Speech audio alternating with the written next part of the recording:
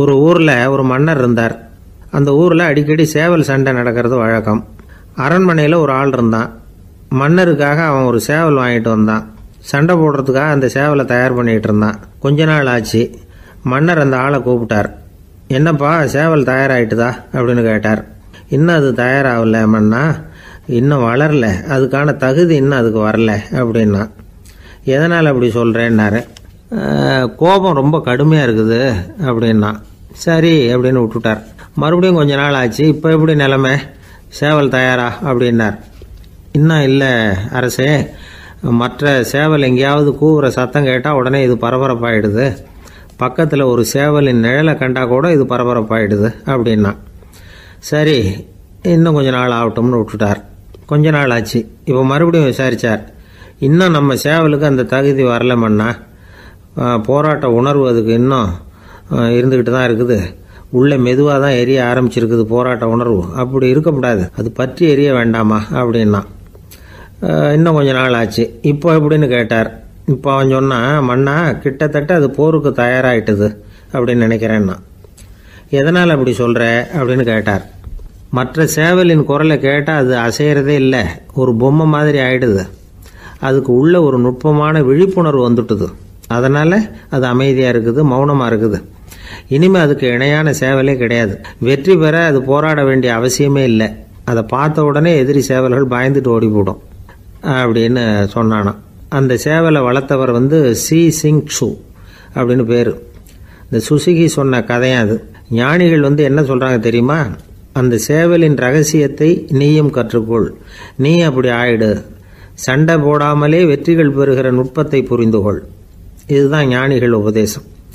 ஒரு குருக்கிட்ட ஒருத்தன் போயிருக்கிறான். எனக்கு சண்டை போட கற்றுக் கொடுங்கண்ணா. அதுக்கு என்ன செய்யணும்னார். என்ன உங்கள் மாணவனாக சேர்த்துங்கண்ணா. சரி இப்போ உன்னுடைய பலம் என்னன்னு கேட்டிருக்கார். இப்போ நான் தனி ஆளாக இருந்து ஒரு 100 பேரை சமாளிப்பேன் நானா. சரி அப்படின்னா என்னுடைய மாணவனாக உன்னை சேர்த்துக்கிறேன்ருக்கார். சேர்த்துக்கிட்டார். 6 மாதம் பயிற்சி கொடுத்தார். அதுக்கப்புறம் இவனை கூப்பிட்டு கேட்டார், இப்போ உன்னுடைய திறமை எவ்வளவுன்னு. இப்போ நான் தனி ஆளாக இருந்து ஒரு 50 பேரை சமாளிப்பேன் நானா. இன்னும் உனக்கு பயிற்சி தேவைன்னாராம். தொடர்ந்து சில நுட்பங்களை எல்லாம் சொல்லி கொடுத்துருக்கிறார். 1 வருஷம் ஆச்சு. எல்லாத்தையும் கற்றுக் கொடுத்துட்டார். அப்புறம் கூப்பிட்டு கேட்டார், இப்போ உன்னுடைய திறமை எப்படிப்பா, எதிரிகள் எத்தனை பேரை உன்னால் சமாளிக்க முடியும்னாராம். அவன் சொன்னான், ஐயா எதிரிகளின் பலம் என்னங்கிறத புரிஞ்சிக்காம அதை நான் சொல்ல முடியாதுன்னு நானும். இனிமேல் உனக்கு பயிற்சி தேவையில்லை, போயிட்டு வான்னு அனுப்பி வச்சுட்டாரான். ஒரு உண்மையை நாம் புரிஞ்சுக்கணும். அதாவது அடிக்கிறதுக்கு நமக்கு துணிச்சல் தேவையில்லை, அடிக்காமல் இருக்கிறதுக்கு தான் துணிச்சல் தேவை. அடித்தா திருப்பி அடிக்கிறவன் மன உறுதி உள்ளவன் இல்லை. அடித்தா திருப்பி அடிக்காமல் இருக்கிறான் பாருங்க, அவன் தான் மன உறுதி உள்ளவன். ஒருத்தன் தலை திரிக்க வேகமாக ஓடிக்கிட்டு இருந்தான். நான் எங்கடா ஓடுற அப்படின்னா, எதுக்கு வந்தவன், ஒரு சண்டையை நிறுத்தத்தான் இப்படி ஓடுறேன் அப்படின்ட்டுருக்கான். யாருக்கும் சண்டை, எனக்கும் இன்னொரு ஆளுக்கும் சண்டை அப்படின்னு நானா அவன்.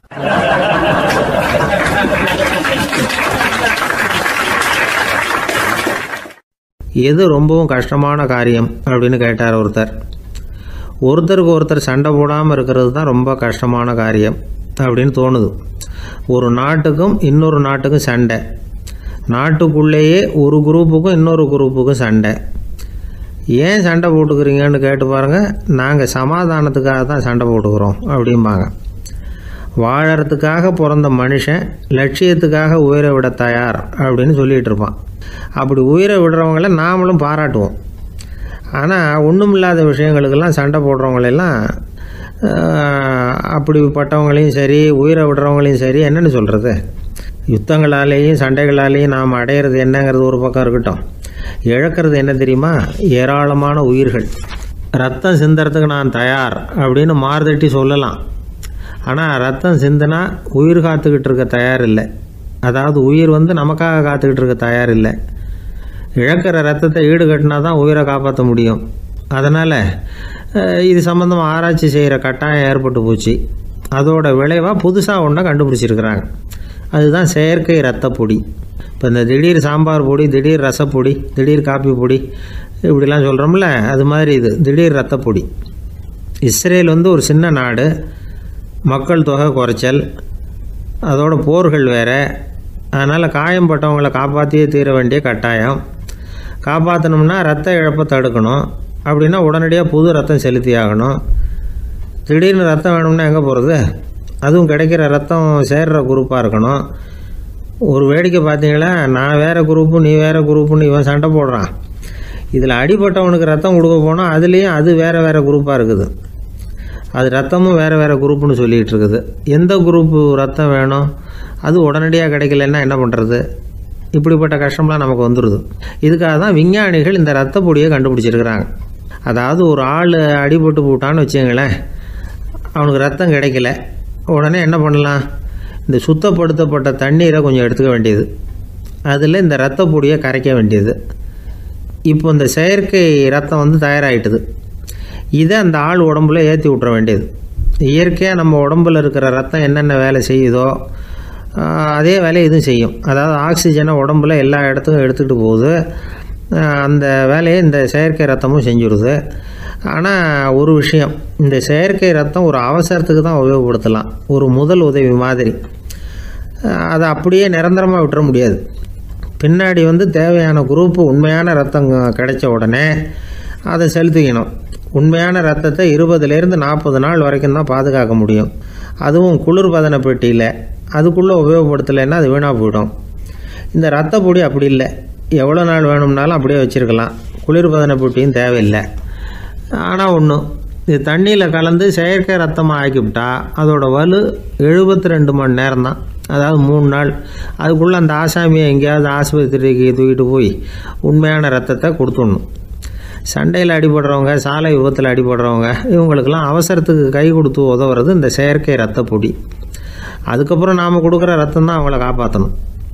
இன்றைக்கி வந்து ரத்தத்தை தானமாக கொடுக்க தயாராக இருக்கிற நல்ல உள்ளங்கள் ஏராளம். எவ்வளவு ஆக்சிடெண்ட்டு, ஆப்ரேஷன், இதில் சம்மந்தப்பட்டவங்களை வந்து காப்பாற்றுறது நாம் தானமாக கொடுக்குற ரத்தம் தானே. ஒரு ஆக்சிடெண்ட்டு, ஒரு ஸ்கூட்டர் ஒரு ஆள் மேலே மோதி விட்டுது, பார்த்து வரக்கூடாதா அப்படின்னா அந்த ஆள், நீ தான் பார்த்து நடக்கணும், ஏன்னா 20 வருஷமாக நான் அந்த ஸ்கூட்டரை ஓட்டிகிட்டு இருக்கிறேன் அப்படின்னு நானா இவன். இதுக்கு அவன் சொன்னானா, நீ தான் பார்த்து ஓட்டணும், ஏன்னா 40 வருஷமாக நான் இப்படி நடந்துக்கிட்டு இருக்கிறேன் அப்படின்னு நானா.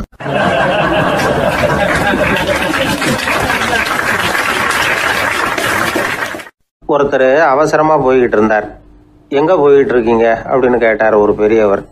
கடைக்கு போகிறேன் சார், சாமான் வாங்கிறதுக்கு அப்படின்னார். அங்கே போகிறதுக்கு முன்னாடி தெரிஞ்சிக்க வேண்டியதெல்லாம் தெரிஞ்சுக்கிட்டீங்களா அப்படின்னு கேட்டார் பெரியவர். கடைக்கு போய் காசை கொடுத்து ஒரு பொருளை வாங்கிட்டு வரப்போகிறோம், இதில் தெரிஞ்சிக்க வேண்டியது என்ன இருக்குது அப்படின்னார் அலட்சியமாக. இப்போ அந்த பெரியவர் பேச ஆரம்பித்தார். இந்த உலகத்தில் எந்த ஒரு செயலில் இறங்குறப்பவும் நாம் நல்லா ஆலோசனை பண்ண வேண்டிய விஷயம் 5 அப்படின்னார். உதாரணமாக, ஒருத்தன் கடைக்கு போய் ஏதோ ஒரு பொருளை வாங்கிட்டு வர போகிறான்னு வச்சுக்கங்களேன். அப்போ கூட அவன் வந்து 5 விஷயங்களை பற்றி தெரிஞ்சுக்க வேண்டியிருக்குது அப்படிங்கிறார் அவர். முதல்ல அந்த பொருள் எப்படிப்பட்டது அப்படிங்கிறத தெரிஞ்சுக்கணும். 2வதாக தன்னை பற்றியும் தெரிஞ்சுக்கணும். அப்போ தான் அந்த பொருள் தனக்கு தேவையா இல்லையா அப்படிங்கிறத புரிஞ்சுக்க முடியும். 3வதாக தெரிஞ்சுக்க வேண்டியது ஒன்று இருக்குது. அது என்னன்னா, அந்த பொருளை அடையறதுக்கு வழி என்ன அப்படிங்கிறது தெரிஞ்சுக்கணும். அதாவது எவ்வளவு பணம் கொடுத்தா அது கிடைக்கும், இது மாதிரியான விஷயங்கள். 4வதா அந்த பொருளை அடையிறது மூலமாக நாம் அடையக்கூடிய பயன் என்ன அப்படிங்கிறதையும் உணரணும். 5வது அந்த பொருளை அடையிறதுல இருக்கக்கூடிய தடை எது அப்படிங்கிறதையும் நாம் தெரிஞ்சுக்கணும். பெரியவர் பேசுறது ஏதோ தத்துவம் மாதிரி தெரியுது இல்லையா? தத்துவம் தான்.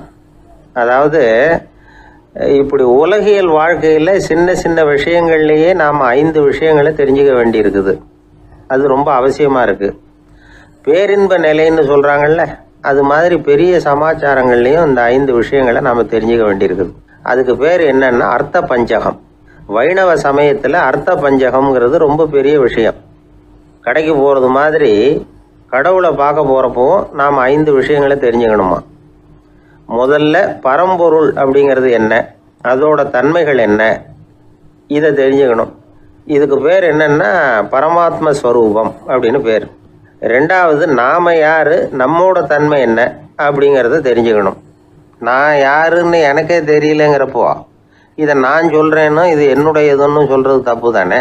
அப்புறம் 3வது விஷயம், பரம்பொருளை நாம் அடையிறதுக்கு வழி எது, இதை தெரிஞ்சுக்கணும். இது வந்து உபாய ஸ்வரூபம் அப்படின்னு பேர். 4வது விஷயம், நாம் அடைய வேண்டிய பயன்கள் என்ன அப்படிங்கிறது தெரிஞ்சுக்கிறது. இதுக்கு புருஷார்த்தம் அப்படின்னு பேர். 5வது, அந்த பயனை அடைய விடாமல் தடுக்கிற தடைகள் யாவை அப்படிங்கிறது தெரிஞ்சுக்கிறது. இது விரோதி ஸ்வரூபம். இதைத்தான் தடையியல் அப்படின்னு சொல்றாங்க.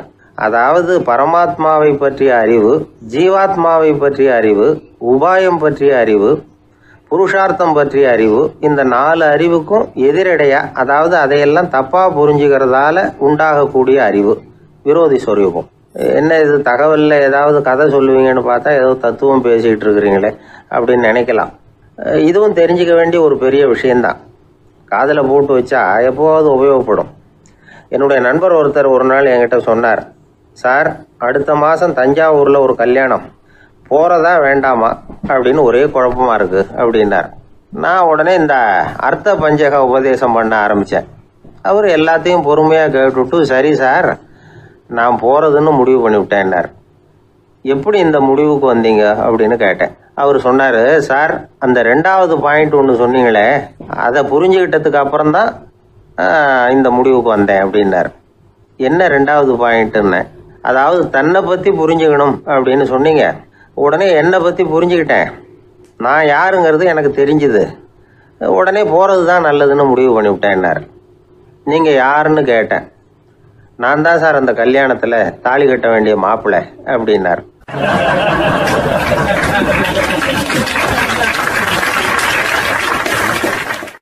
பிரம்மத்தை அறிந்தவன் பிரம்மமாகிறான் அப்படின்னு ஒரு பெரியவர் பேசினார் ஒரு கோவில்ல. தைத்திரிய உபனிஷத்து அப்படி சொல்லுதான். இதை கேட்கும் பொழுது நமக்கு ஒரு சந்தேகம் வரும். அது எப்படி? பிரம்மத்தை அறிந்தவன் பிரம்மம் ஆகிறான்னா, சிங்கத்தை அறிந்தவன் சிங்கம் ஆகிறானா, தோசையை அறிந்தவன் தோசை ஆகிறானா? இப்படிப்பட்ட சந்தேகம் நமக்கு வர்றதுல ஒன்றும் ஆச்சரியம் இல்லை. இது இயற்கை. இதுக்கும் அந்த பெரியவரே பதில் சொல்றார். சிங்கம் வேற, நாம வேற. அதனால சிங்கத்தை அறிந்தவன் சிங்கம் ஆக மாட்டான். ஆனா பிரம்மம் வேற, நாம வேற இல்லை.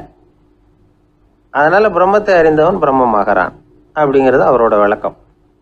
மனிதன் அவன்தான் தான் பிரம்மங்கிறது தெரியாதனால தான் அதை வேற எங்கேயோ தேடிட்டு இருக்கிறான். கடைசியில் அது தான் தாங்கிறது புரிஞ்சுக்கிற பொழுது அவன் பிரம்மம் ஆயிடுறான். இதை விளக்கிறதுக்கு ஒரு உபநிஷத்து கதையே இருக்கு. நமக்கு தெரிஞ்ச கதை தான், ஆனால் அதை வேற விதமான அர்த்தத்தில் விளையாட்டாக சொல்லிட்டு இருக்கிறோம். ஒரு சமயம் ஒரு 10 நண்பர்கள் ஒரு காட்டு வழியாக போய்கிட்டு இருக்கிறாங்க. குறுக்க ஒரு நதி, அதை கடந்து அடுத்த பக்கம் போகணும்.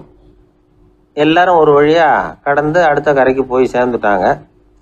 அங்கே போய் சேர்ந்ததுக்கு அப்புறம் எல்லாரும் பத்திரமா சேர்ந்துட்டோமா அப்படின்னு தெரிஞ்சுக்கிறதுக்காக எண்ணி பார்க்குறான் அந்த கூட்டத்து தலைவன். அவங்க மொத்தம் 10 பேர். ஆனால் இவன் எண்ணி பார்க்குறப்போ 9 தான் வருது. ஏன்னா அவன் தன்னை விட்டுவிட்டான். எதிரில் நிற்கிறவங்கள மட்டுமே எண்றான். ஐயோ 10வது ஆள் எங்கேங்கிறான், பதறான். சரி நீ இரு, நான் எண்ணி பார்க்குறேன்னு சொல்லிவிட்டு இன்னொருத்தன் எண்றான். அவனும் தன்னை விட்டுட்டு எண்றான். 9 தான் வருது. எல்லாரும் கொய்யோ முறையோன்னு கத்த ஆரம்பிச்சிட்டாங்க. அந்த சமயத்தில் ஒரு பெரியவர் அந்த பக்கமாக வர்றார். என்ன விஷயம்னு விசாரிக்கிறார். 10வது ஆள் 6 அடிச்சுட்டு போட்டுது அப்படின்னு சொல்லி இவங்க அழறாங்க. சரி அழாதீங்க அப்படின்னு சொல்லி அந்த தலைவனை பார்த்து இப்படி வாங்குறார். வர்றான். இப்போ எனக்கு முன்னாடி ஒரு தரம் எண்ணு பார்க்கலாம்ங்கிறார். 1 2 3ன்னு ஆரம்பித்து 9ல் முடிக்கிறான். உடனே பெரியவர் நீ தான் அந்த 10வது ஆள் அப்படிங்கிறார். இது உண்மை. நாம தான் அது. நாம தான் நம்மளை வேற எங்கேயோ தேடிட்டு இருக்கிறோம். நாம எங்கேயோ தேடிட்டு இருக்கிறோமே, அந்த பிரம்மம் நாம தான். இப்படி ஒரு பெரிய உண்மையை விளக்கிறதுக்காக தான் அப்படி ஒரு கதை சொல்லப்பட்டது. ஆனால் அதை நாம் வேற விதமாக வேடிக்கையாக உபயோகப்படுத்திக்கிட்டு இருக்கிறோம். எப்படி தெரியுமா? ஒரு ஆத்தங்கரையில் ஒரு 10 பேர் முழிச்சுக்கிட்டே நின்றுக்கிட்டு இருந்தாங்களாம். அந்த பக்கமாக வந்த ஒருத்தன் ஏன் இப்படி முழிச்சுக்கிட்டு நிற்கிறீங்கன்னு கேட்டிருக்கிறான். எங்களுக்கு நீச்சல் தெரியாது, நாங்கள்லாம் அடுத்த கரைக்கு போய் சேரணும் அப்படின்னு நாங்களாம். சரி நான் கொண்டுட்டு போய் விடுறேன். எல்லாரும் அக்கறைக்கு போய் சேர்ந்த உடனே ஆளுக்கு ₹1 வீதமாக மொத்தம் ₹10 எனக்கு கொடுக்கணும் அப்படின்ட்டுருக்கான் இவன். சரின்னு ஒத்துக்கிட்டாங்க. இவன் ஒவ்வொருத்தராக கையை பிடிச்சி மெதுவாக ஆற்றுல இறக்கி அழைச்சிட்டு போயிட்டான். 9 பேரை கரை சேர்த்துட்டான். 10வது ஆள் பாதி ஆற்றுல போயிட்டு இருக்கிறப்போ திடீர்னு வெள்ளம் வந்துட்டுது. புடி நழுவி போச்சு. கையை விட்டுட்டான். வெள்ளம் அடிச்சுட்டு போட்டுது. அழைச்சிட்டு வந்தவன் நீச்சல் அடித்து தடுமாறி கரைக்கு சேர்ந்துட்டான். கரையில் இருந்தவங்களுக்கு இந்த விஷயம் தெரியாது. இருந்தாலும் இவன் உடம்பு பூரா நனைஞ்சி கொஞ்சம் அதிகமாக மூச்சு வாங்க நின்றுக்கிட்டு இருந்தானா, ஏன் இப்படி மூச்சு வாங்குது, என்ன விஷயம் அப்படின்னு கேட்டாங்களாம். அதுக்கு இவன் கொஞ்சமாக அலட்டிக்காம சொன்னானா, வேற ஒன்றும் இல்லை, நீங்கள் கொடுக்க வேண்டிய 10 ரூபாயில் 1 ரூபா குறைஞ்சி போச்சு, அவ்வளவுதான் அப்படின்னானா.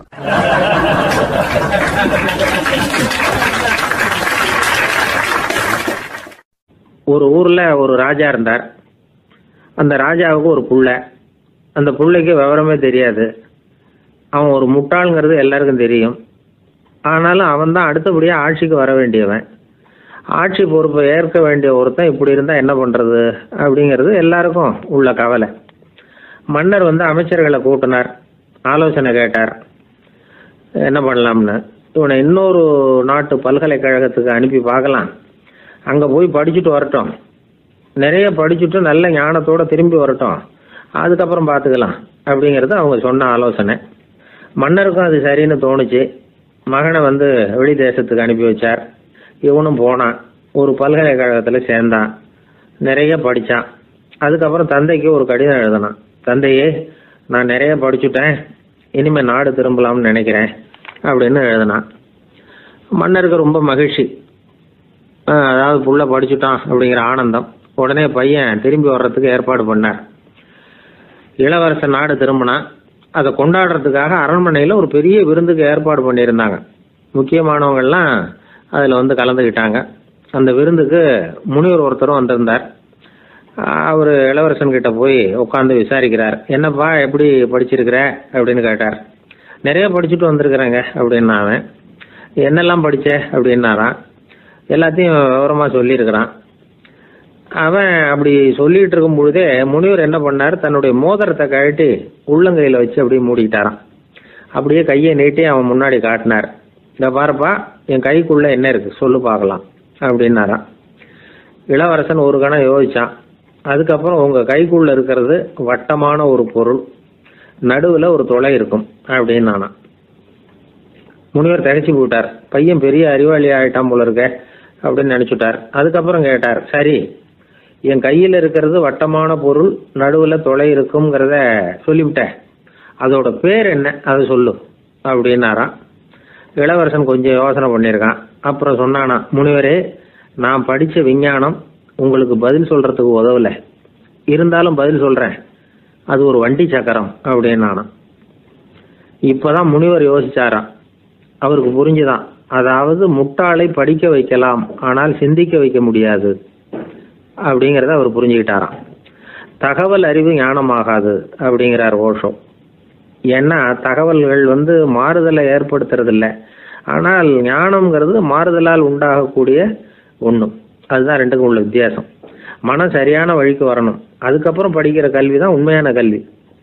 சரி, மனம் சரியாக வர்றதுக்கு என்ன வழி அப்படின்னு கேட்டால், மனிதன் முழு மாறுதலுக்கான வழிமுறை தியானம்தான் அப்படிங்கிறார் அவர். அதனால தான் நிறைய படிச்சிருக்கேன்னு சொல்கிறவன் எல்லாம் ஞானம் உள்ளவன் நினச்சிடக்கூடாது. ஒருத்தர் இன்னொரு பெரிய மனிதரை அழைச்சிட்டு அறிமுகப்படுத்தினாராம். சார் நிறைய படிச்சிருக்கார், 3 MA வாங்கியிருக்கார், ஆனால் ஒரு விஷயம், அப்பப்போ கொஞ்சம் திருடுவார், அவ்வளவுதான், மற்றபடி அவர் ஒரு பெரிய அறிவாளி தான் அப்படின்னாராம்.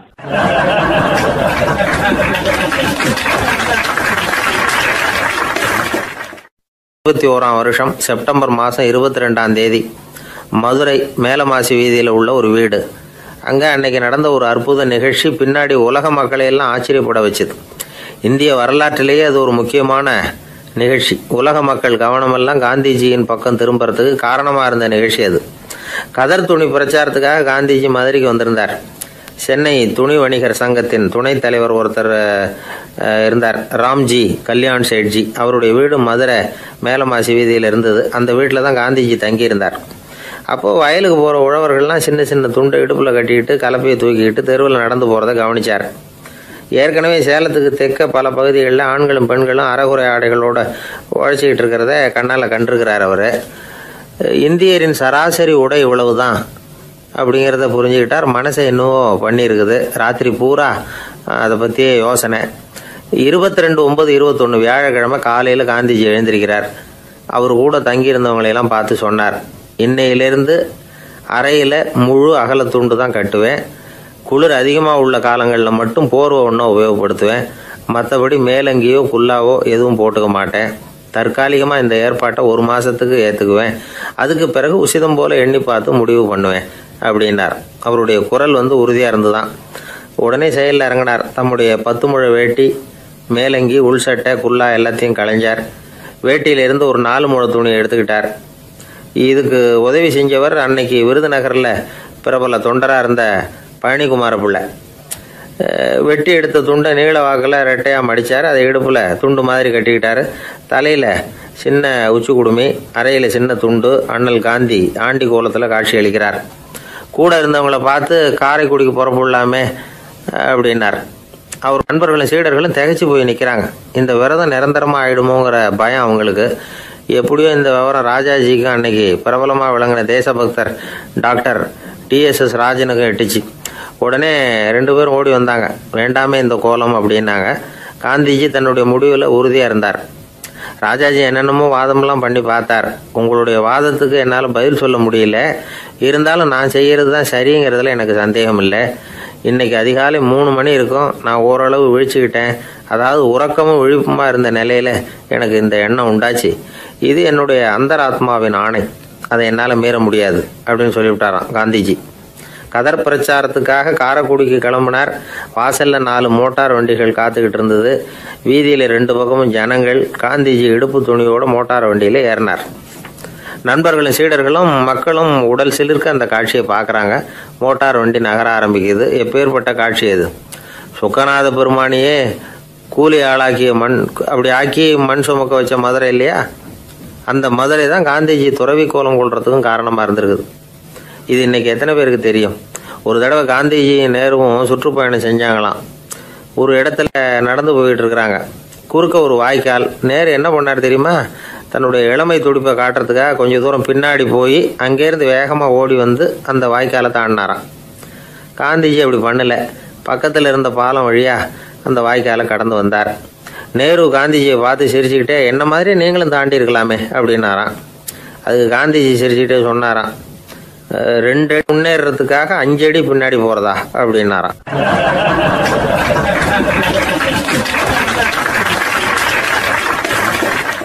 கிபி 1078 வருஷம் மார்ச் மாதம் 19ஆம் தேதி திங்கட்கிழமை அதிகாலை நேரம் ஒரு குழந்தை பிறந்தது. எங்க தெரியுமா? காஸ்பியன் கடலுக்கு தெற்கே பாரசீக மொழி வழங்கிய தபரிஸ்தான் மாநிலத்துல ஜீலான்கிற புனித நகர், அதோட புறநகர் பகுதியில் உள்ள நீப்புங்கிற ஊர்ல தான் அந்த குழந்தை பிறந்தது. அந்த இடம் இப்போ ரஷ்யாவில் இருக்கு. அந்த குழந்தை யாருன்னு நினைக்கிறீங்க? அதுதான் முஹித்தீன் பெருமான், ஆன்மீக சாதனைகள் புரிந்த மகான் முஹித்தீன் ஆண்டகை. தன்னுடைய 18வது வயசுல உயர்கல்விக்காக ஜீலான் நகரத்தை விட்டு பகுதாத் நகரத்துக்கு புறப்பட்டு போறார். இளம் பிராயம் தானே, அதனால துணைக்கு ஒரு வர்த்தக கூட்டத்தோட சேர்ந்து போயிட்டு இருக்கிறார்.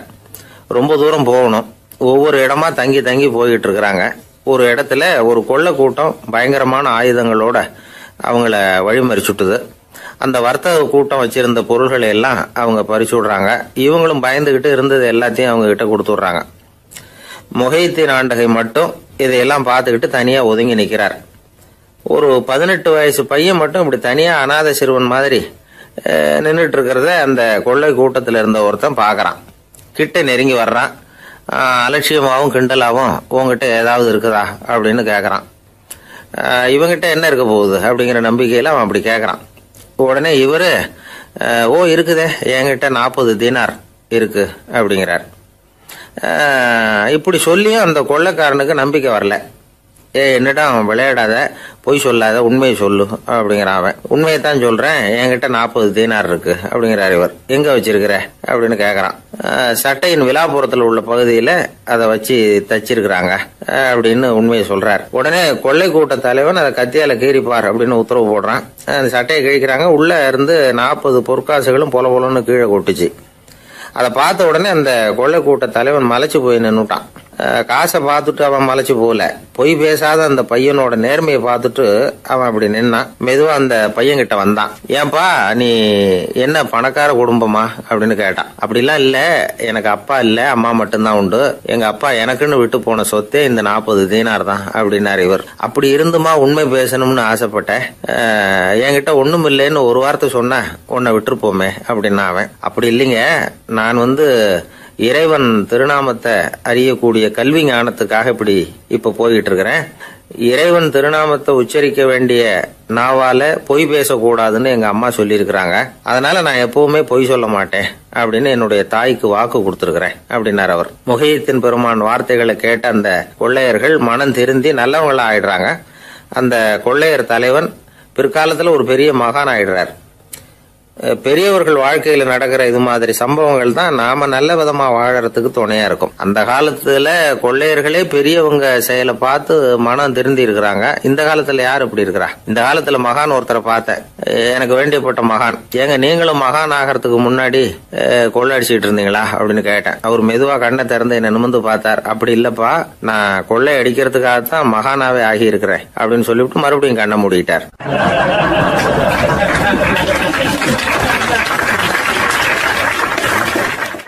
ஒரு காலத்துல பிரஷ்யா அப்படின்னு ஒரு தேசம் இருந்தது. இப்போ ஜெர்மனி இருக்குல்ல, இதோட பெரும்பகுதி ஒரு காலத்துல பிரஷ்யாங்கிற பேர்ல இருந்தது. அப்போ அதுக்கு அரசராக இருந்தவர் மகா ஃப்ரெடரிக், அதாவது ஃப்ரெடரிக் தி கிரேட் அப்படின்னு சொல்லுவாங்க. அந்த ராஜாவுக்கு ஒரு சந்தேகம், நாம பல வகையான வரிகளை விதிச்சு வசூல் பண்றோம், அப்படி பண்ணி வருமானம் குறைஞ்சிக்கிட்டே போகுதே, இதுக்கு என்ன காரணமா இருக்கும்? இதுதான் அவருக்கு ஏற்பட்ட சந்தேகம். ஒரு சமயம் அந்த அரசர் தம்முடைய அமைச்சர்களையும் பிரபுக்களையும் தளபதிகளையும் கூப்பிட்டு ஒரு விருந்து வச்சார். விருந்து முடிஞ்சதும் அவங்கள பார்த்து இந்த சந்தேகத்தை கேட்டார். வரிகள் அதிகமாக விதிச்சு வருமானம் குறையறதுக்கு என்ன காரணம் அப்படின்னு கேட்டார். பல பேருக்கு இதுக்கு சரியாக பதில் சொல்ல தெரியல. அனுபவசாலியான ஒரு தளபதி எழுந்திருச்சார். அரசே, அது எப்படிங்கிறத இப்போ உங்களுக்கு காட்டுறேன்னார். உடனே ஒரு பெரிய பனிக்கட்டி ஒன்றை தன்னுடைய கையில் எடுத்தார். அதை அப்படியும் திருப்பி பார்த்தார். அப்புறம் அடுத்தவர்கிட்ட கொடுத்தார். அவர் அதை அப்படியும் திருப்பி பார்த்துட்டு அடுத்தபடியா இருந்தவர்கிட்ட கொடுத்தார். இப்படியே இதை ஒவ்வொருத்தரா பார்த்துட்டு ஒவ்வொரு கையா மாறி கடைசியில மன்னர் கைக்கு போய் சேர்ந்தது.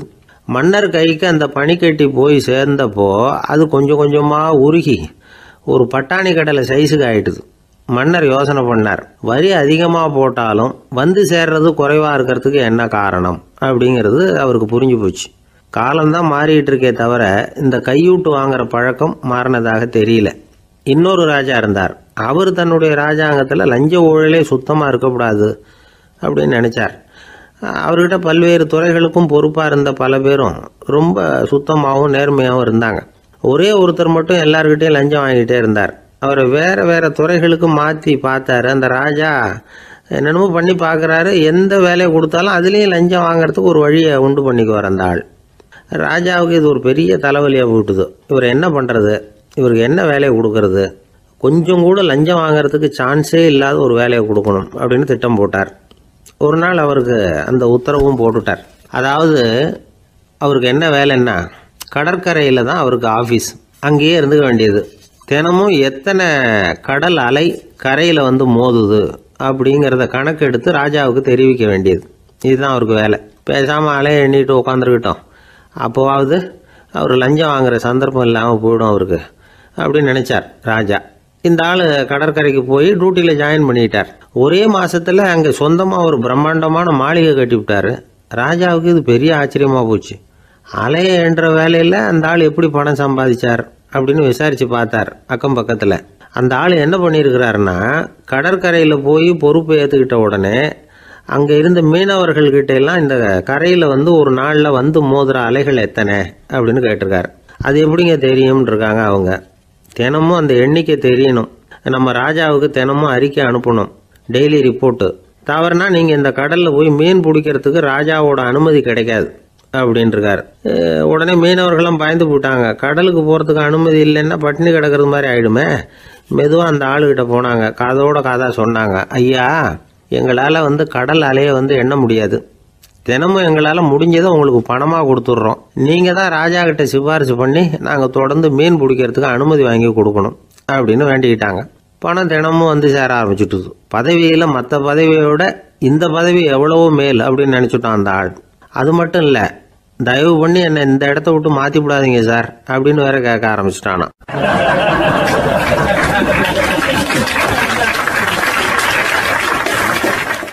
ஊருக்கு வெளியில் அமைதியான ஒரு இடம், அங்கே ஒரு ஆசிரமம், அங்கே ஒரு சாமியார்.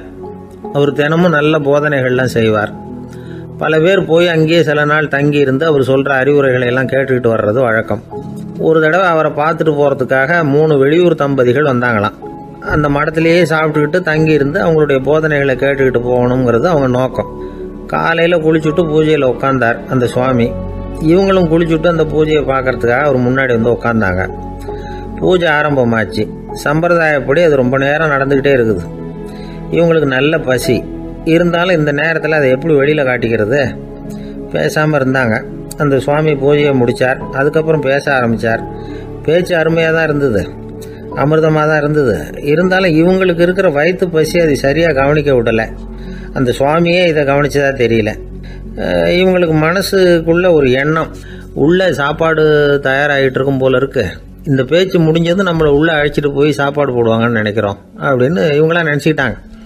ஆனால் சுவாமி இதை பற்றி எதுவுமே பேசலை, கண்டுக்கலை. ஒரு அம்மாவால் அதுக்கு மேலே சும்மா இருக்க முடியுமா? முடியல. சாப்பாட்டை கவனிக்கலாமா அப்படின்னு சொல்லி மெதுவாக ஆரம்பித்தாங்க. கவனிக்கலாமே அப்படின்னு உள்ளே அழைச்சிட்டு போனார் சுவாமி. இவங்க ரொம்ப அவசரமாக எழுந்திருச்சு உள்ளே ஓடினாங்க. அங்கே ஒரு மேஜை மேலே ஒரு கிண்ணம் மூடி இருந்தது. இதுதான் சாப்பாட்டு மேஜை போல இருக்கு, இங்கே சாப்பாடு வந்துடும் அப்படின்னு நினச்சாங்க. உடனே போய் சுற்றி உட்காந்துக்கிட்டாங்க. சுவாமி அந்த கிண்ணத்தை எடுத்து அந்த அம்மா கிட்ட கொடுத்தார். அவங்க அதை வாங்கி மூடியை திறந்து பார்க்குறாங்க. உள்ளே ஒரு சாவி இருக்குது.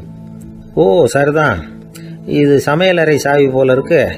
அங்கே போய் அதை திறந்து சாப்பாட்டை நாமே எடுத்துக்கிட்டு வந்து இங்கே வச்சுக்கிட்டு சாப்பிடணும் போல இருக்கு அப்படின்னு நினச்சாங்க. சாவி இருக்கு இல்லையா, வாங்க பூட்டு நிறையா காட்டுறேன் அப்படின்னு சுவாமி அவங்கள அழைச்சிட்டு போனார், காட்டினார். இவங்க அந்த அறையை ரொம்ப ஆவலோடு திறந்தாங்க. உள்ளே பார்த்தா அங்கே அரிசி, பருப்பு, விதவிதமான காய்கறி எல்லாம் இருக்குது. சமையலுக்கு வேண்டிய மிளகாய், எண்ணெய், பால், தயிர், நெய் இப்படி எல்லாமே இருக்குது. அடுப்பு, விறகு, நெருப்பு போட்டி அது கூட அங்கே இருக்குது. சாப்பாடு தயாராக இருக்கும்னு நினச்சிக்கிட்டு போனால் இப்படி இருக்குதே அப்படின்னு சொல்லி அதை பார்த்ததும் ரொம்ப சோர்ந்து போட்டாங்க அவங்க. சுவாமி, என்ன இது சாப்பாடு இல்லையா அப்படின்னாங்க. அதுதான் சாப்பாட்டுக்கு வேண்டிய எல்லாம் இங்கே இருக்குதே. அடுப்பு மூட்டி நீங்கள் தான் அவங்கவுங்க ருசிக்கு தகுந்த மாதிரி சமைச்சிக்கணும். இந்த சன்னியாசிக்கு எப்படி சமைக்க தெரியும் அப்படின்னு கேட்டார் சுவாமி. சாப்பாடு தயாராக இருக்கும்னு நாங்கள் எதிர்பார்த்தோம் அப்படின்னாங்க. நீங்கள் இப்படி சொல்லுவீங்கன்னு நானும் எதிர்பார்த்தேன். இது வரைக்கும் நான் எவ்வளவோ தத்துவம்லாம் எடுத்து சொன்னேன். எல்லாத்தையும் விட இதுதான் அனுபவபூர்வமான தத்துவம். ஆண்டவன் நமக்கு நல்ல மனசை கொடுத்துருக்குறான், நல்ல வாய்ப்புகளையும் தந்திருக்கிறான். அதையெல்லாம் பயன்படுத்திக்கக்கூடிய மூளையையும் சிந்தனையையும் கொடுத்துருக்குறான். அதனால் அடுப்பை தான் நீங்கள் மூட்டணும். அடுப்பை நீங்கள் தான் மூட்டணும். உங்களுக்கு உகந்ததை நீங்கள் தான் சமைச்சு ருசித்து அனுபவிக்கணும். ஆண்டவனே அதை செஞ்சுக்கிட்டு இருக்க மாட்டான் அப்படின்னாராம் அந்த சுவாமி.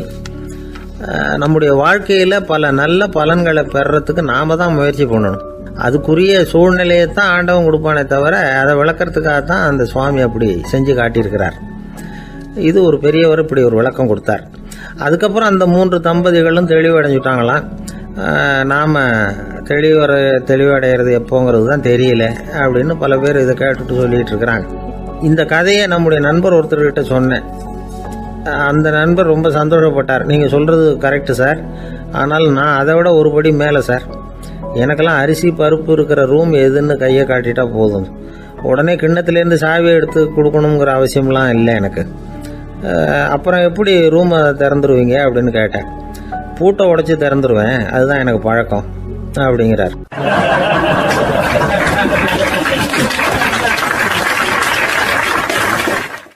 ஐயா, என்னுடைய நூல் வெளியீட்டு விழாவுக்கு அவசியம் நீங்கள் வரணும் அப்படின்னு கூப்பிட்டார் ஒருத்தர்.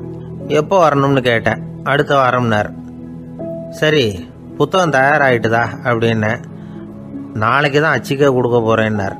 என்னங்க இது, புத்தகம் அச்சிடுறதுக்கு முன்னாடியே அழைப்புதழை அச்சடிச்சு விட்டீங்களே அப்படின்னு கேட்டேன். அதனால் என்னங்க, அந்த காலம் மாதிரியா போடலாம். அச்சுக்கலை எவ்வளவோ முன்னேறியாச்சுங்க. Linotype, monotype, phototype, laser இப்படி என்னென்னமோ வந்தாச்சு. இன்னைக்கு கொடுத்தா நாளைக்கே புத்தகம் தயார் அப்படின்னார்.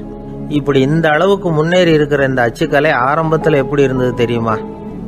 அந்த காலத்தில் காகிதம்னா என்னன்னே தெரியாது. அப்படி ஒன்று கண்டுபிடிக்கப்படவே இல்லை. அப்போல்லாம் எதையாவது ஒன்று எழுதணும்னா அதுக்கு ஆட்டு தோலை தான் பயன்படுத்தி இருக்கிறாங்க. கண்ணுக்குட்டி தோல் கூட அதுக்கு உபயோகப்பட்டு தான்.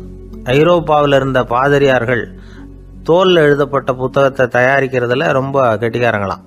எகிப்து, அப்புறம் மத்திய தரைக்கடல் ஓரத்தில் உள்ள நாடுகள், இங்கெல்லாம் தோல் தான் எழுது பொருளாக பயன்பட்டு வந்திருக்குது. ஆனால் நம்ம நாட்டில் ஓலைச்சுவடிகளை எழுத்துக்கு பயன்படுத்தி இருக்கிறாங்க. எழுதுறதுக்கு தோலை பயன்படுத்தினவங்க பிறகு பேப்பரைஸ் அப்படிங்கிற கோரை புல்லை வந்து அதுக்கு பயன்படுத்தினாங்களாம். இதெல்லாம் அப்படி கொஞ்சம் கொஞ்சமாக கண்டுபிடிச்சிட்டு வந்திருக்கிறாங்க. அந்த புல்லை வந்து கச்சிதமாக நறுக்க வேண்டியது, நல்லா பதப்படுத்த வேண்டியது, அதுக்கப்புறம் அதில் எழுத வேண்டியது, அவ்வளவுதான்.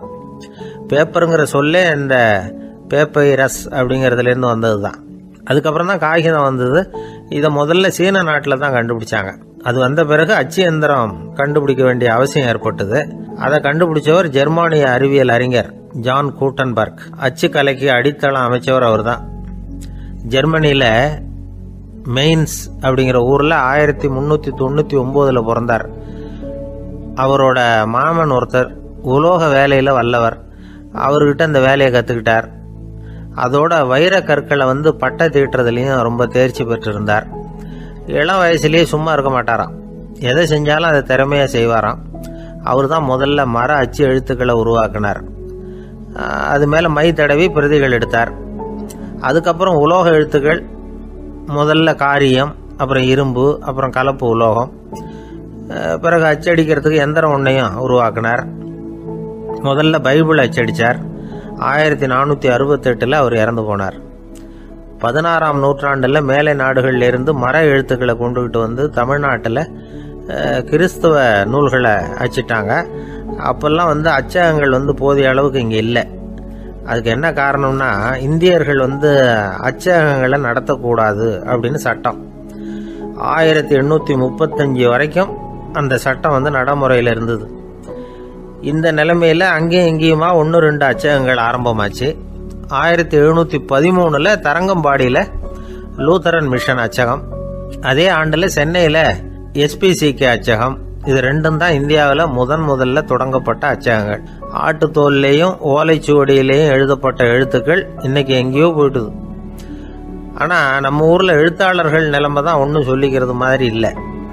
நம்ம ஆள் ஒருத்தர் சொன்னார், சார் நான் சொந்தத்தில் ஒரு அச்சாபீஸ் வச்சுருந்தேன், இப்போவும் வச்சுருக்கிறேன். அதனால் என்னுடைய படைப்புகளை புத்தகமாக வெளியிடுறதுல எனக்கு ஒன்றும் கஷ்டம் இல்லை. வருஷத்துக்கு ஒரு புத்தகம் எழுதி வெளியிட்டுருவேன். 15 வருஷமாக இலக்கிய உலகத்துக்கு இப்படி சேவை செஞ்சுக்கிட்டு வர்றேன். ஆனால் இந்த வருஷம்தான் வாசகர்கள் வந்து எனக்கு பாராட்டு விழா நடத்தி இருக்கிறாங்க அப்படின்னார். இந்த வருஷம் அப்படி என்ன விசேஷம் அப்படின்னு கேட்டோம். இந்த வருஷம்தான் நான் எந்த புத்தகம் எழுதி வெளியிடாமல் இருந்தேன், அதுக்காகத்தான் எனக்கு இந்த பாராட்டு விழா அப்படின்னார்.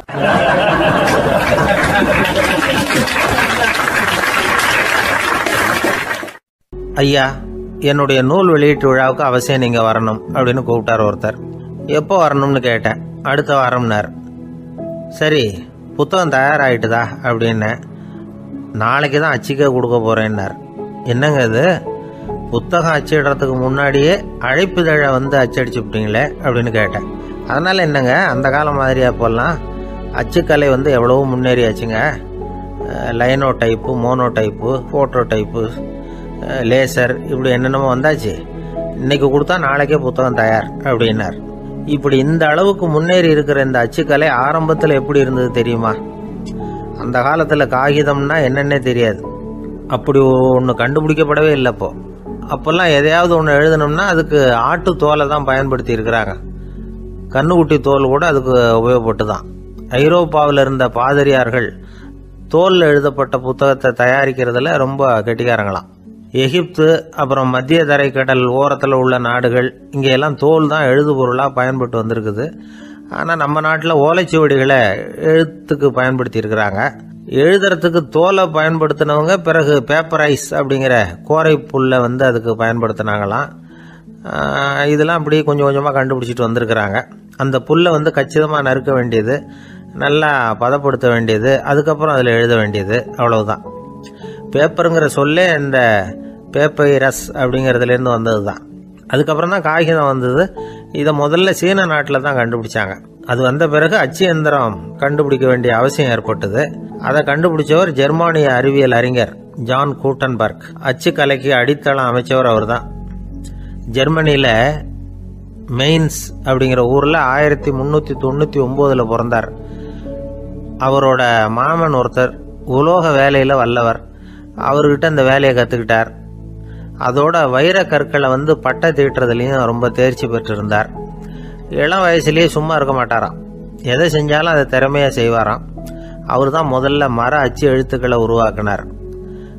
அது மேலே மை தடவி பிரதிகள் எடுத்தார்.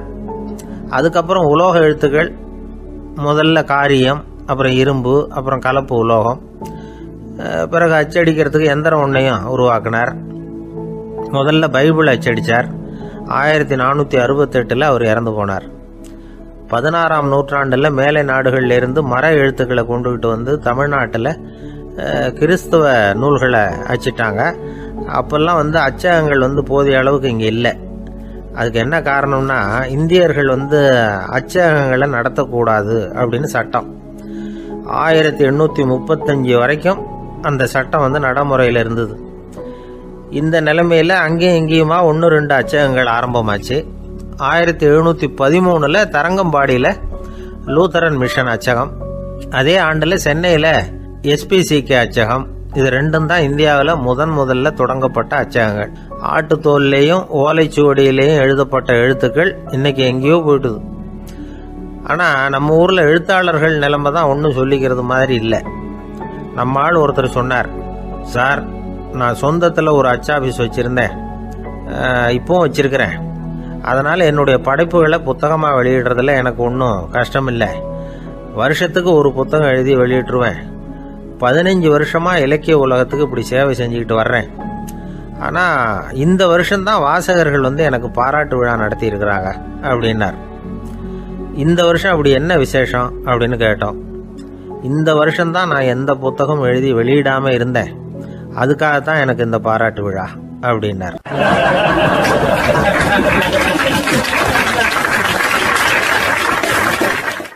ஒரு நண்பர் இருக்கார். எப்போ பார்த்தாலும் கையில் ஒரு புத்தகம் இருக்கும். புத்தகம் இல்லாமல் எங்கேயும் புறப்பட மாட்டார். எதுக்காக இப்படி எடுத்துகிட்டு போகிறீங்க அப்படின்னு கேட்டால், எனக்கு இது ஒரு நல்ல நண்பன் மாதிரி. இந்த காலத்தில் எங்கே போனாலும் காத்திருக்க வேண்டியிருக்கு. அது மாதிரி சமயத்தில் நான் நண்பன் கூட பேசிக்கிட்டு இருப்பேன் அப்படிம்பாரான். ஒருத்தர் ஒரு பெரிய அரச பதவியில் இருந்தார். அவர் பதவியிலேருந்து இறங்க வேண்டிய சூழ்நிலை. அரசு கொடுத்துருந்த வீட்டை விட்டுட்டு வெளியில் வர்றார். வரும்பொழுது 2 கையிலையும் 2 பெட்டியை எடுத்துகிட்டு வந்தாராம். சார் உங்களுடைய உடைமைகள் அப்படின்னு கேட்குறாங்க அங்கே இருந்த ஊழியர்கள். இவர் தன்னுடைய கையில் இருக்கிற பெட்டியை காட்டி, இதுதான் என்னுடைய சொத்து அப்படின்னாராம். ஒரு பெட்டியில் அவருடைய உடைகள், இன்னொரு பெட்டியில் அவர் விரும்பி படிக்கிற புத்தகங்கள். அவ்வளவுதான். இதுதான் இருந்துதான். புத்தகம் படிக்கிறது மனசுக்கு நல்லதுங்கிறது நமக்கு தெரியும். புத்தக வாசிப்பு உடம்புக்கும் நல்லதுங்கிறாங்க. அது நமக்கு ஆச்சரியமாக தான் இருக்குது.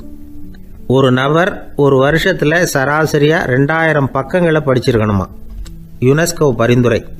ஆனால் நம்ம நாட்டில் நாம் சராசரியாக படிக்கிறது 32 பக்கங்கள். அவ்வளவுதான். இவ்வளவுக்கு நம்ம நாட்டில் 6000த்துக்கும் மேற்பட்ட நாளேடுகள், 2000த்துக்கும் மேற்பட்ட இதழ்கள், மலர்கள், இவ்வளவு இருந்தோம் சரியாக வரல. இந்த உலகத்தில் முதல் நூலகம் எங்கே எப்போ ஆரம்பமாச்சு தெரியுமா? கிமு 2500ஆம் ஆண்டில் அது ஆரம்பமாயிருக்குது. பாபிலோனியாவில் அமில் அணு அப்படிங்கிற அரசன் தான் நூலகத்தை உருவாக்கி இருக்கிறான். அப்போல்லாம் தாள் கிடையாது, களிமண் தான். களிமண் பலகைகளில் எழுதி அது தொகுத்து அப்படியே நூலாக்கி அதை நூலகத்தில் வச்சுருப்பாங்களாம். அரசருடைய நூலகத்தில் 1000த்துக்கும் மேற்பட்ட நூல்கள் இருந்ததாக வரலாற்று குறிப்பு இருக்குது. அது மட்டும் இல்லை, அந்த நூலகத்தில் பொருள் வாரியாக, அதாவது சப்ஜெக்ட் வாரியாக புத்தகங்களை வகைப்படுத்தி வச்சுருந்தாங்களாம். அதில் மிச்சம் இருந்த ஒரு 25 களிமண் பலகை புத்தகங்கள் இன்றைக்கும் பிரிட்டிஷ் அருங்காட்சியகத்தில் இருக்குதான். அச்சு தாள் இதெல்லாம் ஏற்பட்டதுக்கு அப்புறம் அமைக்கப்பட்டது தான் பிரான்சில் இருக்கக்கூடிய பாரிஸ் நூலகம். 1480 பிரெஞ்சு மன்னர் 11ஆம் லூயி இந்த நூலகத்தை அமைச்சாராம். ஆனால் அப்போல்லாம் அரசர்கள் மட்டும்தான் நூலகத்தை பயன்படுத்த முடியுமா. அதுக்கப்புறம் 17ஆம் நூற்றாண்டில் இந்த முறை மாறி பொதுமக்கள் அங்கே போகலாம், படிக்கலாம் அப்படிங்கிற நிலைமை வந்துதான். போட்லியன் நூலகம் அப்படின்னு அதுக்கு பேர், பாரிஸ் நகரத்தில் இருக்குது. அங்கே தான் நூல்களின் பட்டியல் தயாரிப்பு பணி ஆரம்பமாச்சு. கல்வி வளர்ச்சியையும் நூலகத்தையும் இணைச்சவர் நெப்போலியன் போனபார்ட். முன்பணம் செலுத்தி புத்தகத்தை படிக்கிற முறையையும் அவர் தான் கொண்டுட்டு வந்தாராம். மக்கள்கிட்ட வசூலிக்கிற வரியின் ஒரு பகுதியை நூலகத்துக்கு பயன்படுத்தினவரும் அவர் தானா.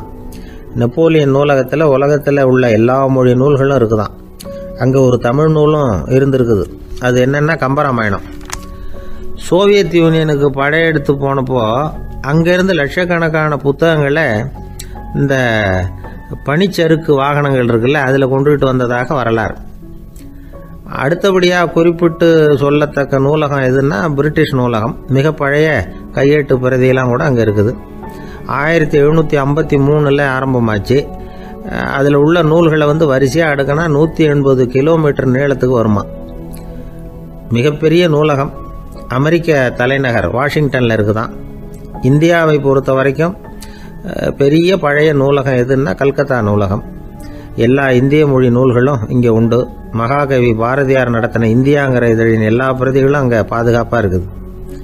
படிக்கும் பழக்கம் இங்கே வளர வேண்டியிருக்குது. ஒருத்தர்கிட்ட ஒரு புஸ்தகத்தை கொடுத்து விமர்சனம் எழுத சொல்லியிருந்தாங்க. கொஞ்ச நாள் கழித்து அவரை போய் பார்த்து, என்னங்க புஸ்தகத்தை படித்து பார்த்தீங்களா அப்படின்னு கேட்டாங்களாம். இதுக்கு அவர் சொல்லியிருக்கிறார், இன்னும் நான் படித்து பார்க்கலிங்க, இப்போ தானே விமர்சனமே எழுதி முடிச்சிருக்கிறேன், இனிமே தான் படிக்கணும் அப்படின்னாராம்.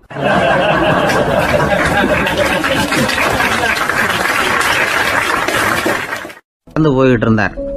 அவர் தோளில் ஒரு பெரிய துணி மூட்டை, அதை சுமந்துக்கிட்டு கடத்தெருவை நோக்கி அவர் போய்கிட்டு இருக்கிறார்.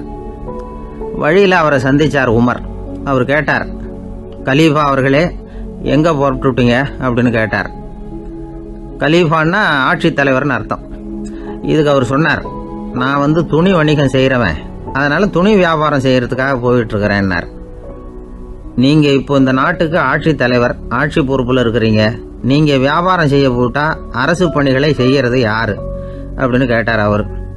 நான் அரசு பணிகளை மட்டுமே செஞ்சுக்கிட்டு இருந்தா என் குடும்பத்தை காப்பாத்துறது யாரு அப்படின்னு கேட்டார் அவர். இப்படி கேட்டவர் யார் தெரியுமா? அவர் தான் அபூபக்கர், இறை தூதர் முகமது அவர்களுக்கு பிறகு கலீஃபாவாக தேர்ந்தெடுக்கப்பட்டவர். அப்போலாம் ஆட்சி தலைவர்களுக்கு சம்பளம்னு எதுவும் கிடையாது. இந்த பிரச்சனையை எப்படி தீர்க்கிறதுன்னு யோசனை பண்ணார் உமர். அபு உபைதா அவர்கள்கிட்ட அழைச்சிட்டு போனார். அவர் யாருன்னா, அவர் தான் பொது நிதி கருவூலத்தின் பொறுப்பாளர். அவர்கிட்ட பிரச்சனையை சொன்னார். இது மாதிரி ஆட்சி தலைவருக்கு பொது நிதியிலிருந்து ஊதியம் அளிக்க முடியுமான்னு கேட்டார். பொது நிதி விதிகளின்படி அதுக்கு சாத்தியம் இல்லைன்னு சொல்லிவிட்டாரு அவரு. சரி, வேற ஏதாவது வழி இருக்குதான்னு கேட்டார் உமர். அபு உபைதா கொஞ்சம் யோசனை பண்ணி பார்த்தார். அப்புறமா சொன்னார், மக்காவிலிருந்து மதீனாவுக்கு குடிபெயர்ந்து வந்த அகதிகளுக்கு நிதி உதவி அளிக்கிறதுக்கு விதிகளில் இடம் இருக்கு. அப்படி பார்த்தா அபூபக்கரும் அகதி தானே, அதனால எல்லா அகதிகளுக்கும் கொடுக்கறது மாதிரியே அவருக்கும் ஒரு தொகை அளிக்கலாம்னார். கலீஃபா அபூபக்கருக்கு இந்த அகதி உதவி தொகையைத்தான் கொடுத்துட்டு வந்தாங்களாம். குடும்ப செலவுக்கு அது போதுமானதா இல்லை. இருந்தாலும் கலீஃபாங்கிறதுக்காக மற்ற அகதிகளை விட அதிகமாக தொகையை பெற அவர் விரும்பல. மார்பு பக்கம் கிழிஞ்சிருந்த ஒரு மேலாடையை தான் அவர் அணிஞ்சிருந்தார். அவருடைய துணைவியார் அஸ்மா, அவங்க ஒரு நாள் தேன் அருந்த ஆசையாக இருக்குன்னாங்களாம். நமக்கு கிடைக்கிற ஊதியம் குடும்ப செலவுக்கே போதுமானதா இல்லையே, இந்த நிலையில் தேன் வாங்கறதுக்கு காசுக்கு நான் எங்கே போவேன்ருக்கார் அவர். கொஞ்ச நாள் கழித்து அவங்க ஒரு தொகையை அவர்கிட்ட கொடுத்து தேன் வாங்கிட்டு வர சொன்னாங்களாம். இவருக்கு ஆச்சரியம், ஏது இந்த பணம்னு கேட்டிருக்காரு. நீங்கள் தினமும் குடும்ப செலவுக்காக கொடுத்துக்கிட்டு வந்த பணத்தில் கொஞ்சம் கொஞ்சமாக மிச்சப்படுத்தி வச்சேன்னாங்களாம். அபூபக்கர் அந்த பணத்தை எடுத்துக்கிட்டு நேராக பொது நிதி கருவூல பொறுப்பாளர்கிட்ட போனார். இந்த பணத்தை பொது நிதியில் சேர்த்துருங்க, இது அதிகப்படியாக எனக்கு தரப்பட்டு வந்த ஊதியம், அடுத்த மாதத்திலேருந்து இந்த தொகையை குறைச்சிங்கன்னு வேற சொல்லிவிட்டாராம். பசியை தணிக்க தேவையான அளவு உணவு, ஒரு ஜோடி உடை, இதை தவிர கூடுதலாக மக்கள் பொது நிதியிலிருந்து வாங்கிக்கிறதுக்கு என் குடும்பத்தாருக்கு உரிமை இல்லை அப்படின்னு சொல்லி கண்டிப்பாக சொல்லிவிட்டாராம். அவர் வாங்கிட்டு வந்த இந்த குறைந்த ஊதியம் கூட அவர் மனசை உறுத்திக்கிட்டே இருந்தது. கடைசி நேரம் அவர் தம்முடைய மகள் ஆயிஷா அவர்களை அழைச்சார். மகளே, இதுவரைக்கும் பொது நிதியிலிருந்து நான் வாங்கிட்டு வந்த தொகை என்னுடைய இதயத்தில் பாரமாக அழுத்திக்கிட்டு இருக்கு. என் தோட்டத்தை விற்று அதில் வர்ற பணத்திலிருந்து நான் இதுவரைக்கும் வாங்கிட்டு வந்த ஊதிய தொகையை கணக்கு போட்டு பொது நிதியில் சேர்த்துடு அப்படின்னாராம். பதவி ஏற்கிறதுக்கு முன்னாடி தன்கிட்ட இருந்ததை விட இப்போ கூடுதலாக என்ன சொத்து இருக்குன்னு பார்த்துருக்கார். ஒரு ஒட்டகம், ஒரு கோப்பை, ஒரு பணியாள். இதையும் அடுத்தபடியாக கலீஃபாவா வர்றவர்கிட்ட ஒப்படைச்சிருங்க அப்படின்னு விட்டாராம். அதே மாதிரி அடுத்து வந்த உமர்கிட்ட ஒப்படைச்சாங்க. அப்போ உமர் சொன்னாராம், அபூபக்கரே, இந்த முன்மாதிரியால் உங்களுக்கு பிறகு இந்த ஆட்சி பொறுப்பை ஏற்கிறவர்களை பெரும் நெருக்கடிக்கு ஆளாகி விட்டீங்க அப்படின்னு சொல்லி ரொம்ப கண் கலங்கினாராம். கடைசியாக அபூபக்கர் தன்னுடைய குடும்பத்தாருக்கு விட்டு சென்ற சொத்து ஒரு படுக்கை விரிப்பு, ஒரு போர்வை, அவ்வளவுதான். இது சிந்திக்க வேண்டிய ஒரு செய்தி. ஒரு ஊரில் ஒரு மன்னர் இருந்தாராம். அமைச்சர் அவர்கிட்ட சொன்னாராம், மன்னா, நம்ம ராஜ்யத்தில் இனிமே லஞ்ச ஊழலே இருக்காதுன்னாராம். ஆஹா, அப்படின்னா ஊழல் பேர் வழிகளையெல்லாம் நாடு கடத்தியாச்சா அப்படின்னு கேட்டிருக்காரு மன்னர். இதுக்கு அவரு, அப்படி இல்லைங்க, இனிமே கொடுக்கறதுக்கு ஜனங்கள்கிட்ட பணமே இல்லை அப்படின்னாராம்.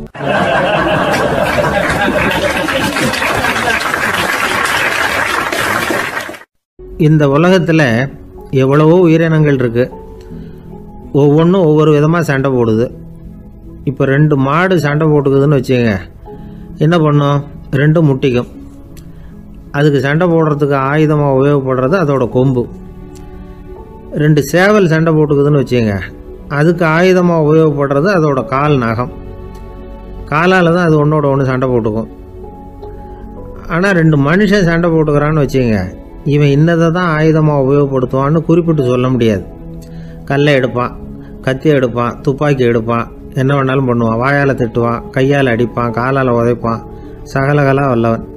விலங்குகள்லாம் பொதுவாக வாயை சாப்பிட்றதுக்கு மட்டும்தான் உபயோகப்படுத்துது. ஆனால் இவனுக்கு சாப்பிட்றதுக்கும் அதுதான், சாப்பிட்டு விட்டு திட்டுறதுக்கும் அதுதான். ஆனால் ஒரு விஷயத்தில் மட்டும் கெட்டிக்கிறேன்.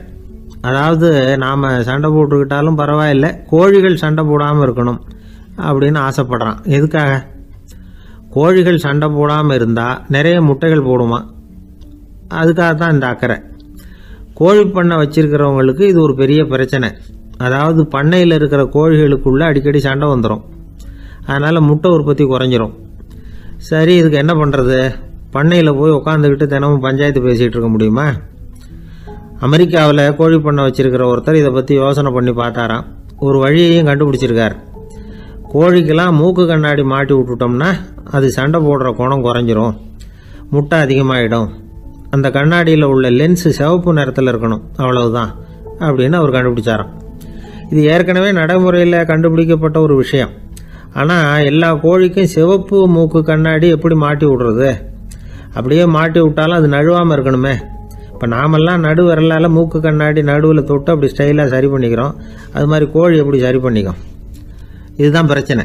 இதுக்கு அவர் என்ன வழி கண்டுபிடிச்சாருன்னா, கோழிக்கெல்லாம் மூக்கு கண்ணாடிக்கு பதிலாக விழியொட்டு வில்லைகள், கான்டாக்ட் லென்ஸ், அதை பொருத்தி விட்டா என்ன அப்படின்னு யோசனை பண்ணார். அதே மாதிரி பண்ணார்.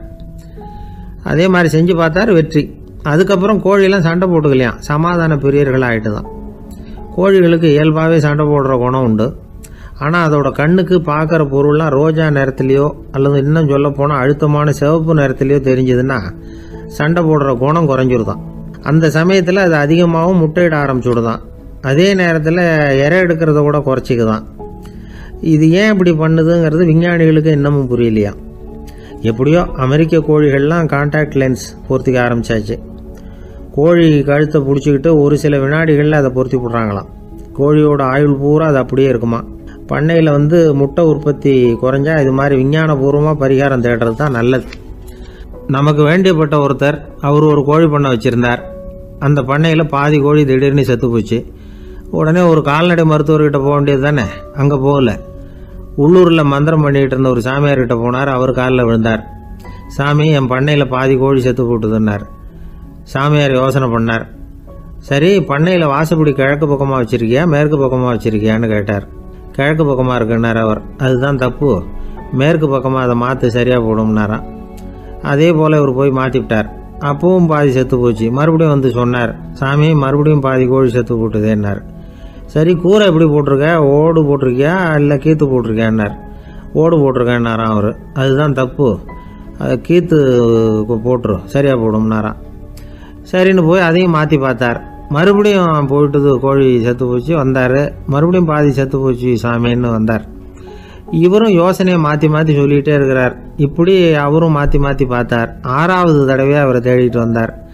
அந்த சமயத்தில் இவர் ரொம்ப தீவிரமாக யோசனை பண்ணி பார்த்துட்டு, அது சரிப்பா, நீயே என்கிட்ட சளைக்காமல் வந்துக்கிட்டு இருக்கிற, நானும் யோசனை சொல்லிகிட்டு இருக்கேன். இப்போவும் உங்ககிட்ட சொல்கிறதுக்கு என்கிட்ட யோசனை நிறையா இருக்குது, ஆனால் சோதிக்கிறதுக்கு உங்ககிட்ட கோழி இல்லையே, என்ன பண்ணுறது அப்படின்னாராம் இவர்.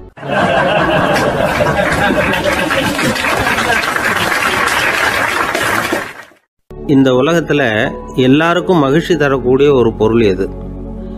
இது ஒரு முக்கியமான கேள்வி. இந்த கேள்விக்கு பொருத்தமான ஒரு பதிலை உங்களால் சொல்ல முடியுமா? அதாவது கொஞ்சம் யோசித்து பார்த்தா பணம்னு சொல்லலாமா? இப்போ கையில் காசு இல்லாதவங்ககிட்ட ஒரு 10 ரூபாயை கொடுத்தா அது அவனுக்கு சந்தோஷத்தை கொடுக்கும். ஏற்கனவே வருமான வரி பிரச்சனையில் சிக்கி இருக்கிறவர்கிட்ட இன்னும் கொஞ்சம் பணம் இருந்தாங்கன்னு சொல்லி கொடுத்தோம்னா அது அவருக்கு சங்கடத்தை தான் கொடுக்கும். அதனால் அந்த கேள்விக்கு பணங்கிறது பொருத்தமான பதிலாக இருக்க முடியாது. கேள்வி என்னன்னா, இந்த உலகத்தில் எல்லாருக்கும் மகிழ்ச்சி தரக்கூடிய ஒரு பொருள் எது? சரி, இனிப்புன்னு சொல்லலாமா? ஏன்னா எல்லாருக்கும் இனிக்க தானே செய்யும். அதுலேயும் ஒரு சிக்கல் இருக்குது. சர்க்கரை வியாதிக்காரங்களுக்கு அது என்ன சந்தோஷத்தையாக கொடுக்கும்?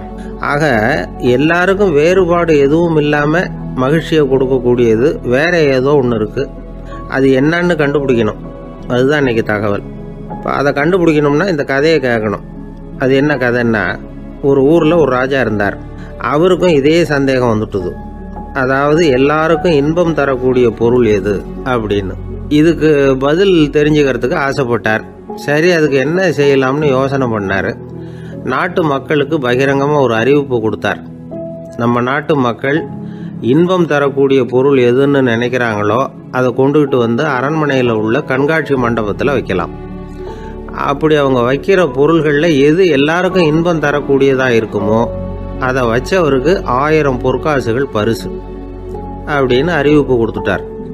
ஜனங்கள் இந்த அறிவிப்பை கேட்டாங்க. அதுக்கப்புறம் சும்மா இருப்பாங்களா? 1000 பொற்காசுன்னா சும்மாவா?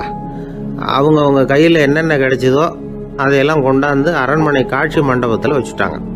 அதுக்கப்புறமா ராஜா அங்கே வந்தார். ஒவ்வொன்றா பார்த்துக்கிட்டே வந்தார்.